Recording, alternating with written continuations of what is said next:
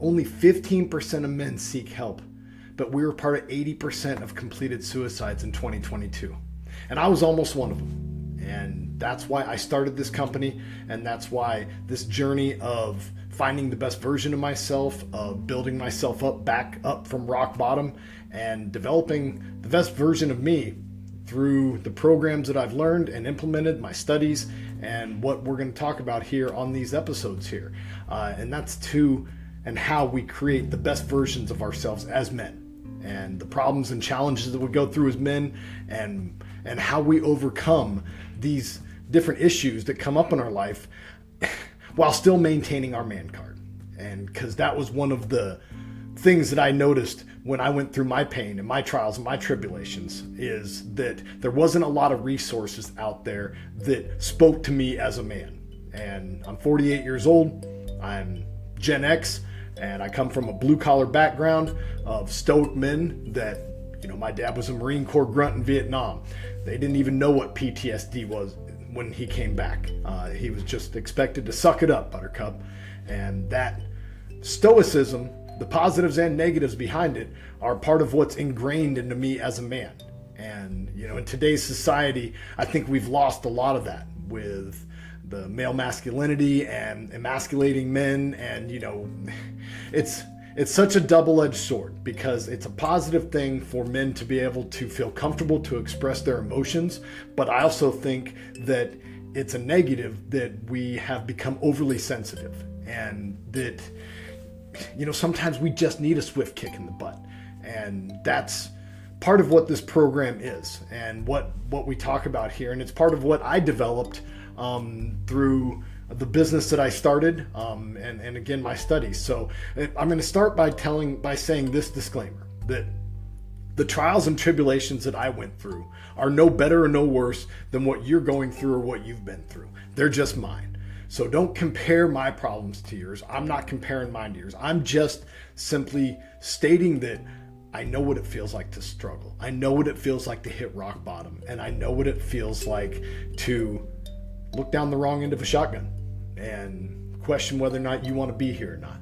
And understanding that pain, and understanding that there's purpose in pain, and that there's suffering in salvation, and that my suffering led to my salvation. And that, they say that the trials and tribulations help grow you into the person you are today, if you choose that pathway. And that's what I decided on that fateful night when I looked down the wrong end of that shotgun. And I'm a father.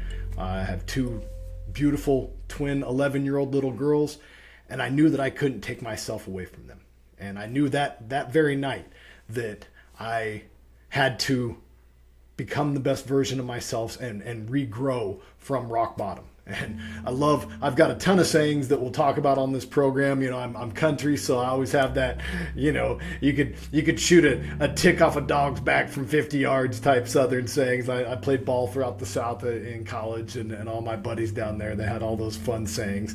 But along with that, it's part of growth and part of learning, and the struggles that you go through, and trying to figure out how to become the best version of yourself from your pain and rock bottom. And one of the sayings that I truly love is that I wasn't buried, I was planted. And so when I felt buried and the most weight on me, that looking back, I actually wasn't buried, I was planted. And from being planted, I've grown and developed myself into the best version of myself I've ever been in my life. And that's why I started this business, is to help other men like me who struggle, who don't have a lot of resources, who want to, be approached as men. And I call it with leading with a backbone and a heart, where we're still keeping that accountability as men, and we can still, make fun of each other and bust each other's chops, care about each other, and lead with that backbone and that heart, that I care about you, and I care about what you're going through, but also how to overcome it, and how to keep your man card while doing it. Because for me personally, I didn't want to go lay on a psychologist's couch and talk about why my mommy didn't hug me enough as a kid. And she did, but That wasn't how I was raised. That's not what's inside me. That's not how I deal with my problems.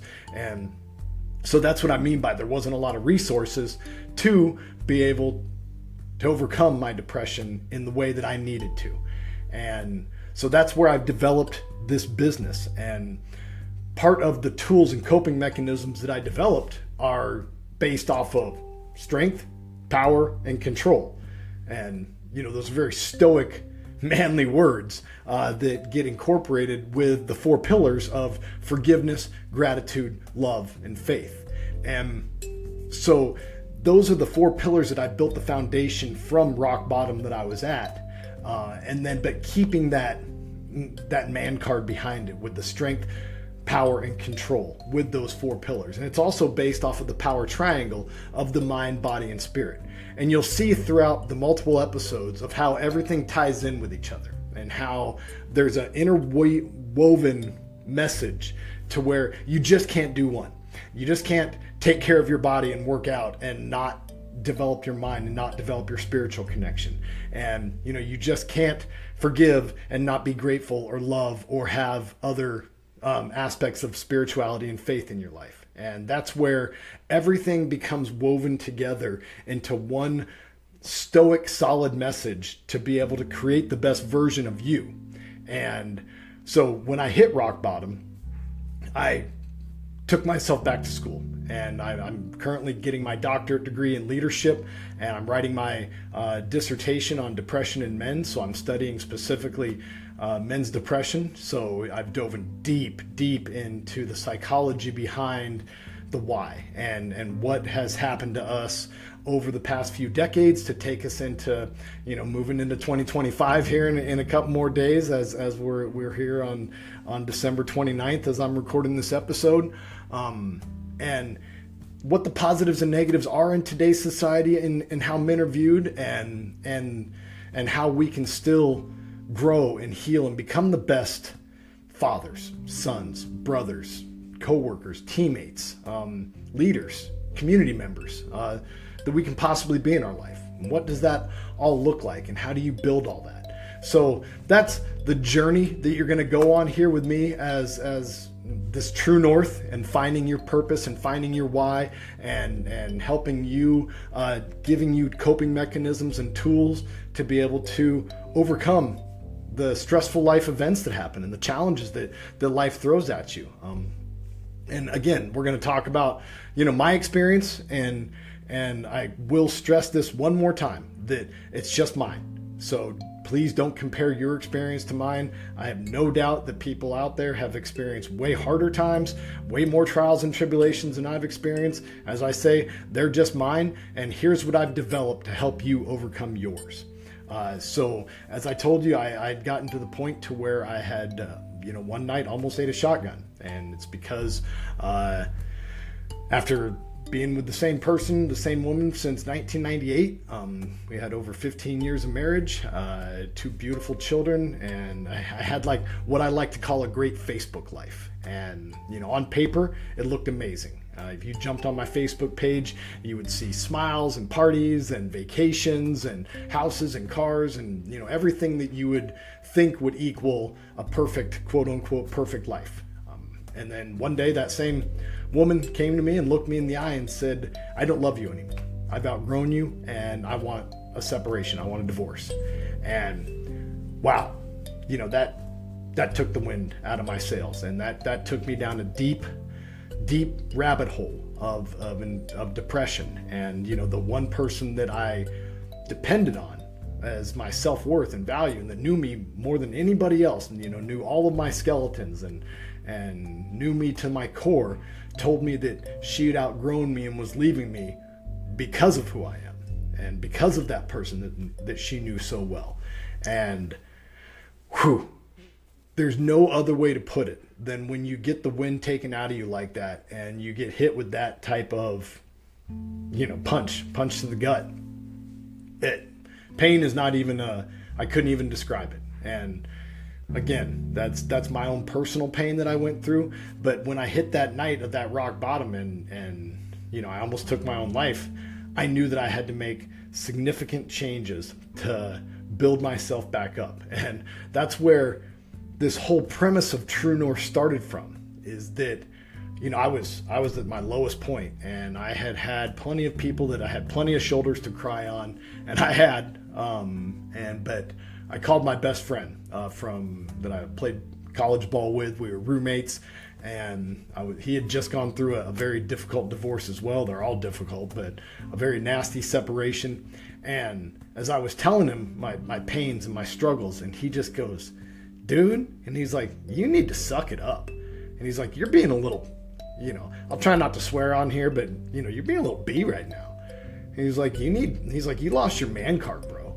And I was like, dude, but I'm sad, man. I'm talking to him on the phone, and I'm like, but I'm sad right now, and I need tears, He's like, no, he's like, you need to suck it up. He's like, you're an alpha male. He goes, you forgot who you were.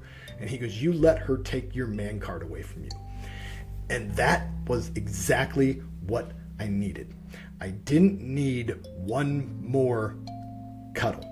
I needed a swift kick in the butt. I needed a pull yourself together speech. And until I got that, I was just in this funk. And it didn't happen overnight, but it changed my mentality to say to myself, this is not who I am. He's right. I am an alpha male. I am a stoic man. I am, he's like, do you remember who you used to be? And I was like, no, I had forgotten who I used to be. And it was the best thing that ever happened to me. And from that point forward, I dedicated my life to becoming the best version of myself.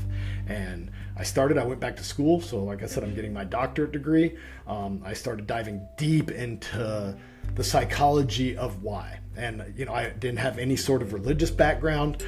So I started diving into religion. I started listening to near-death experiences because as a man with no religious background in my life, I was like, well, I want to know about the other side. So I think the best thing to do is listen to people who have been to the other side. And it was. And to this point, I've listened to over 500 near-death experiences.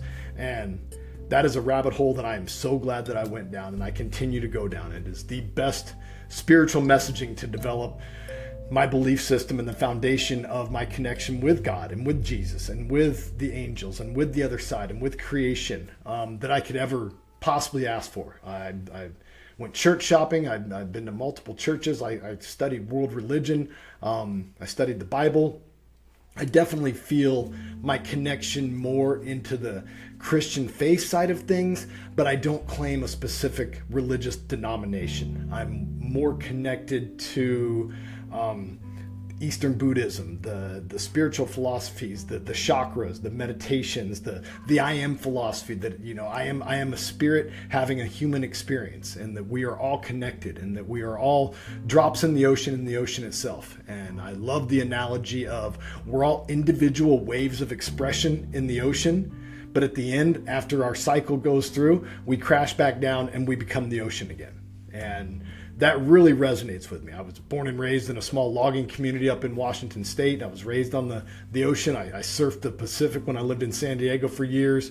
I have a deep connection to the ocean. So that analogy really spoke to me. And that's, we're all connected. We're all one. We're all individual waves of expression, but at the end of the day, we're all one. And when you listen to 500 near-death experiences, they're all a little bit different. And you listen to from the atheist neuroscientist to the Catholic nun and the other 498 in between, you find certain similarities of all of the experiences, which are just incredible. Again, I highly suggest that you dive down that rabbit hole of researching those and listen to those. But the number one premise, basically 500 out of 500. Say the same thing. God is light, God is energy, God is love. And this is a classroom, not a courtroom. And that we're here to learn, we're here to grow, we're here to become the best versions of ourselves.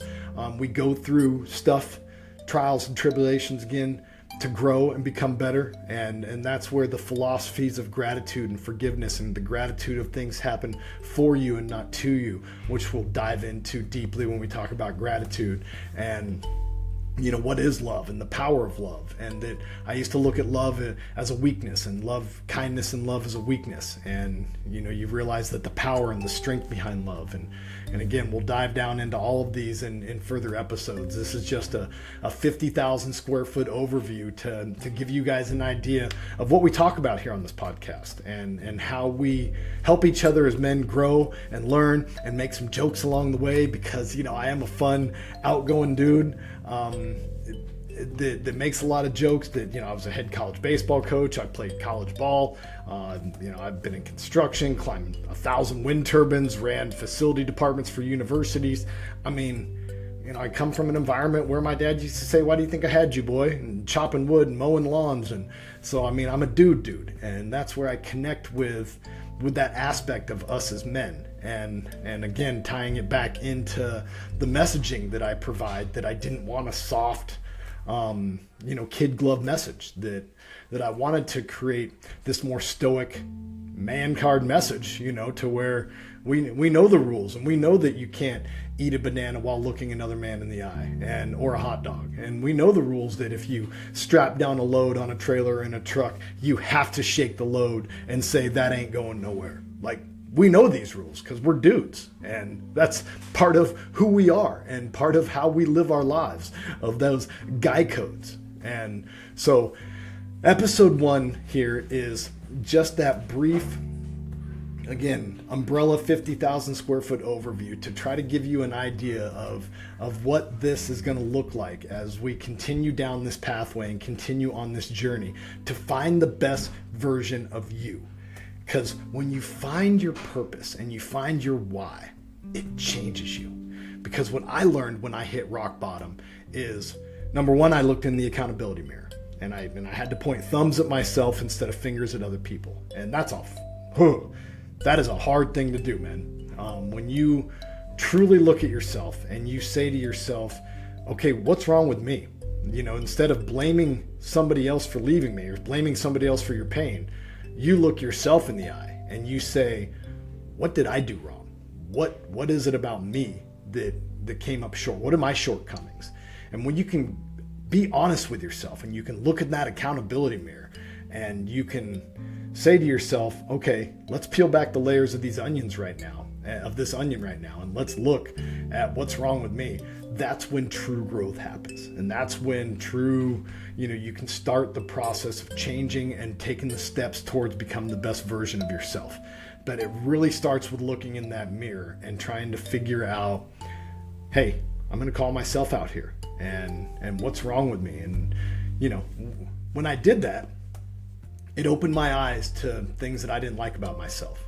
And I found out that I did live a Facebook life, and that I did, I was shallow, and that I had a low self-esteem that I didn't even realize, because I was the party guy, and I'd go and party, and everyone had fun, and we'd slap each other on the back and make jokes, and everyone loves you, and it's that, everyone's like, yeah, my name's Orion Jones, everyone calls me OJ, and OJ's my big kid party side, and I'm like, yeah, OJ's here, Juice is here, throwing bags and drinking and partying and smoking and doing what we do and living that lifestyle.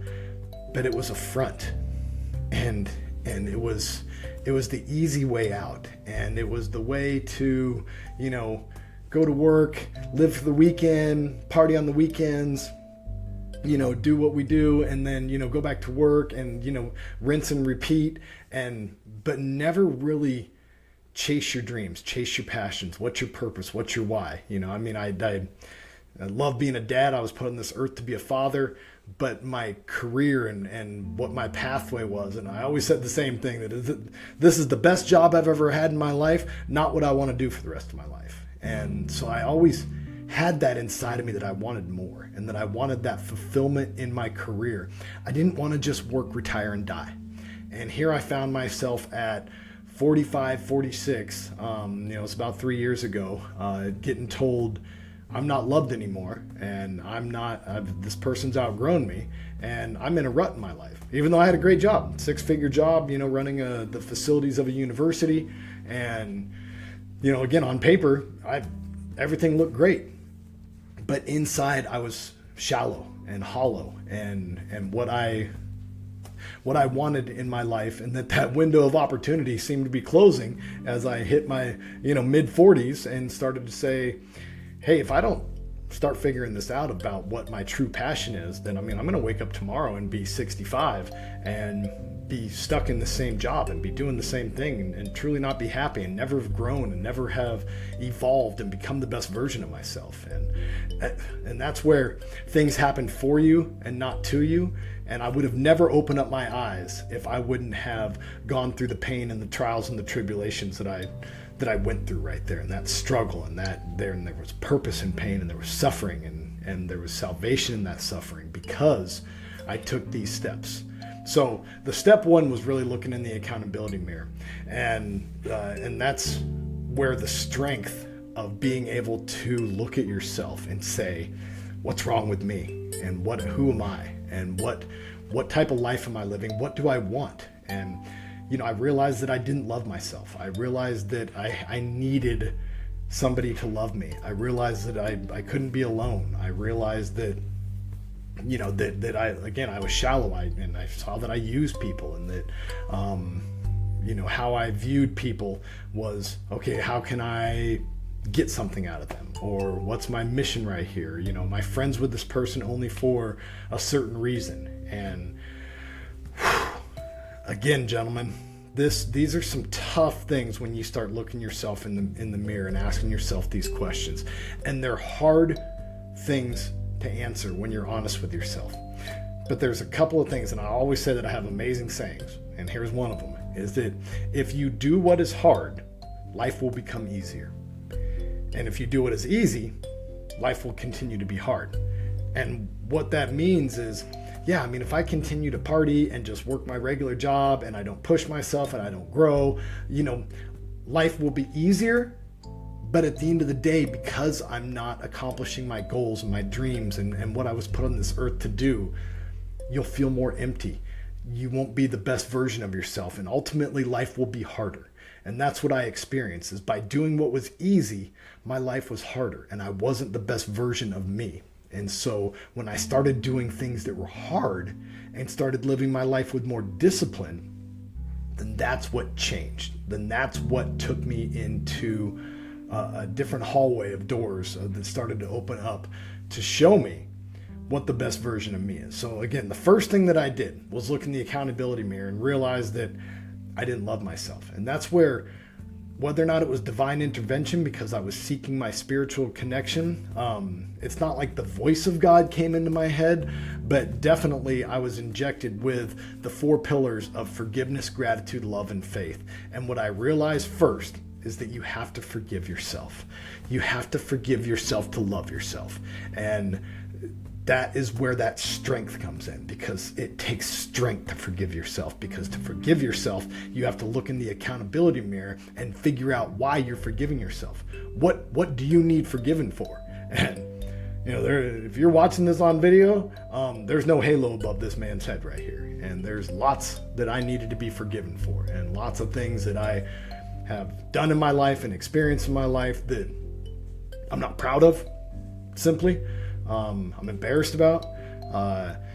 And those are things I had to come to terms with, and things that I had to overcome and be honest with myself. And again, that accountability mirror, you start looking at that thumbs, pointing those thumbs back to yourself, peeling back that onion, you start to see these things. And when you dive deep into the why, like why am I like this? Why do I have a low self-esteem? I've started figuring out all of these different aspects, and I try not to go too deep into like, my sister was super cruel to me and told me that I was an idiot and I was stupid and I was worthless and I wasn't good enough my whole life, and I always heard that message, and so that just resonated with me. And even though I was an athlete, in the back of my head I just always heard, you're not good enough, you're not smart enough, you'll always fail, you'll always F up. And that's the way I lived my life, is that I was just waiting to F up. I was just waiting for, I knew it would eventually happen, because it always did. And whether or not it was because of, partying, pot, you name it, whatever that was, I was just setting the table up for my screw up. And that's why I never followed through with what my dreams were. And that's why I never, I always kept that fake facade of like, who I thought I should be and who I thought I should present to the world. And that is a very difficult thing when you start diving down into the why of what creates who you are. But it's so imperative. And when you start doing that, that's when true growth and true healing truly starts happening. It's like, oh, that's why I'm like that. That's why I have a low self-esteem. Okay, let's start building from that. So what's step one? Okay, forgive yourself. Okay, I got to love myself. I've got to figure out how I can turn it around, and I'm never going to look down the wrong end of a shotgun again. The reason why I'm looking at the wrong end of the shotgun is because I don't love myself, and I don't have value in myself, and there's no worth in myself, or else I wouldn't be sitting here looking at the wrong end of a shotgun. And so that growth that starts to happen from saying, I forgive you, Orion Jones. I love you. How do you love yourself? How do you start the process of loving yourself? And that's where I'm going to talk about tools and coping mechanisms on here. And one of the tools that I was given was I'm right-handed, and I got told brush your teeth left-handed and look in the mirror and tell yourself you love yourself 10 times every morning. And I was like, that's dumb, but I'll try it. I mean, I'm rock bottom. What else do I have to lose? I started doing that. And I started brushing my teeth left-handed, and I started looking myself in the eye and saying, I love you, Orion Jones. I love you. I love you. You're a good man. I love you. I love you. I love you. And do it once, do it the next morning, do it again, do it the next morning, do it again. And even though at first I didn't believe it and I thought it was stupid, I did it every morning. And when you brush your teeth with the other hand, it creates new neurotransmitters in your head. The new synapses, they start to fire differently because you're using a different hand, and your brain's retraining itself. And then you're adding in the element of you're loved. You love yourself. You appreciate yourself. And all of a sudden, those new neurotransmitters start to create your own brain going, hey, I love you. You're a good man. I forgive you. Hey, you're growing. And this is stage one, step one. And that's the first thing that I did in my growth, is that I forgave myself and I started to love myself. And that is the most important message that we're going to end episode 1 here with, is that to grow, you have to look in the accountability mirror. You have to figure out what's wrong with yourself. You have to be honest with yourself. You have to be able to say the bad stuff, to say the things that you need to say to yourself, to come to terms and say, I'm going to become better. But to become better, I have to look at these things that are the worst part about me. And men, start this journey. This is step 1. The journey of 1,000 miles begins with the first step. So this is step 1, stage 1, strength, power, control. The strength in the accountability mirror, the strength and the power of this is what it's all about. We're going to keep these episodes at right around 30 minutes, so we're creeping up on that time right now. So I'm going to cut this off, but hopefully that this is the message that resonated with you guys, and that this is what you want to hear. And this is the start of a journey on how to find your true north, how to find your purpose, find your why, become the best version of you, become the best father, brother, friend, coworker, community member that you've ever been in your life. All right, gentlemen, True North Motivation, this is what it's all about. Finding the best version of you, learning about yourself, and becoming, what your true north is, and finding your purpose and discovering your why, because it's incredible. And the better you live your life, the better your life will be. I promise you that. So thank you. Know that you're loved, know that you're supported, know that you're strong, and know that, this is episode 1, and we'll be back next week. So talk to you guys soon.